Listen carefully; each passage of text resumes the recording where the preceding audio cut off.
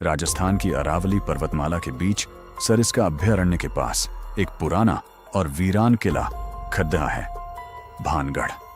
दिन के उजाले में यह किला वास्तुकला का एक बेहतरीन नमूना लगता है, लेकिन सूरज ढलते ही यहाँ का माहौल पूरी तरह बदल जाता है।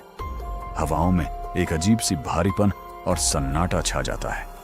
एएसआई ने भी यहाँ एक चेतावनी बोर्ड लगा रखा है। सूर्योदय से पहले और सूर्यास्त के बाद इस सीमा में प्रवेश सख्त मना है। आखिर ऐसा क्या हुआ था कि एक हंसता खेलता शहर रातों रात वीरान हो गया? इसके पीछे मुख्य रूप से दो कहानियां प्रचलित हैं, जिनमें से राजकुमारी रत्नावती और तांत्रिक सिंधिया की कहानी सबसे ज्यादा मशहूर और डरावनी मानी जाती है। कहा जाता है कि भानगढ़ के विनाश का कारण राजकुमारी रत्नावती का अलौकिक सौंदर्य था। रत्नावती उस समय की सबसे सुंदर महिलाओं में गिनी जाती थी। उनकी खूबसूरती के चर्चे केवल भानगढ़ ही नहीं बल्कि पूरे राजपुताना में थे। जब वे 18 वर्ष की हुईं, तो कई राज्यों से राजकुमार उनसे विवाह करने के लिए प्रस्ताव भेजने लगे। राजकुमारी को इत्र का बहुत शौक था और वे अक्सर अपनी सखियों के साथ किले से नीचे बाजार में इत्र खरीदने जाया करती थी। भानगढ़ में ही सिंधिया, कुछ कथाओं में सिंघिया नाम का एक तांत्रिक रहता था। वह काले जादू का बड़ा जानकार था। एक दिन उसने बाजार में राजकुमारी रत्नावती को देखा और उन पर मोहित हो गया। वह जानता था कि सीधे तौर पर वह राजकुमारी को हासिल नहीं कर सकता, इसलिए उसने तंत्र मंत्र का सहारा लेने की ठानी। एक दिन जब राजकुमारी की दासी बाजार में उनके लिए इत्र लेने आई, तो तांत्रिक ने मौका पाकर उस इत्र की शीशी पर काला जादू कर दिया।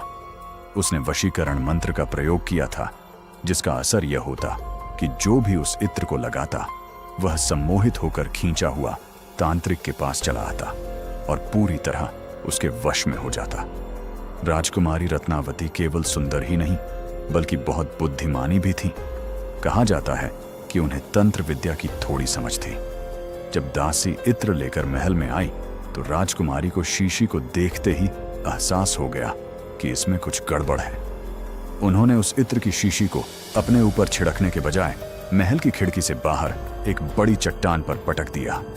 शीशी टूट गई और सारा इत्र उस पत्थर पर बिखर गया। तांत्रिक के काले जादू का असर उल्टा हो गया।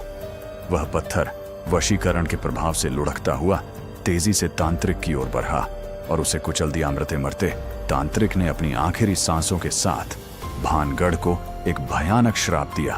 तांत्रिक की मौत के कुछ ही दिनों बाद भानगढ़ और पड़ोसी राज्य अजबगढ़ के बीच भयंकर युद्ध हुआ। इस युद्ध में भानगढ़ की हार हुई और कत्लेआम मच गया। राजकुमारी रत्नावती समेत भानगढ़ के लगभग सभी लोग मारे गए। पूरा किला खून से सन्न गया और वह हंसता खेलता शहर श्मशान में तब्दील हो गया। माना जाता है कि युद्ध में मारे गए हजारों लोगों की अतृप्त आत्माएं आज भी उस किले में भटकती हैं, क्योंकि तांत्रिक के श्राप के कारण उन्हें मुक्ति नहीं मिल पाई। आज भानगढ़ की हालत देखकर किसी के भी रोंगटे खड्डे हो सकते हैं। तांत्रिक के श्राप की बात सच साबित होती दिखाई देती है। किले के आसपास बने हुए जौहरियों के बाजार और नर्तकियों की हवेलियों में दीवारें तो हैं, लेकिन किसी भी घर पर छत नहीं है। स्थानीय लोगों का कहना है कि जब भी किसी ने छत डालने की कोशिश की, वह गिर गई। स्थानीय निवासी कहते हैं कि रात के समय किले के अंदर से औरतों के रोने, चूधियां, खनकने और अजीबोगरीब चीखने की आवाजें आती हैं। कई बार लोगों को ऐसा महसूस होता है कि कोई उनके पीछे चल रहा है या उन्हें घूर रहा है।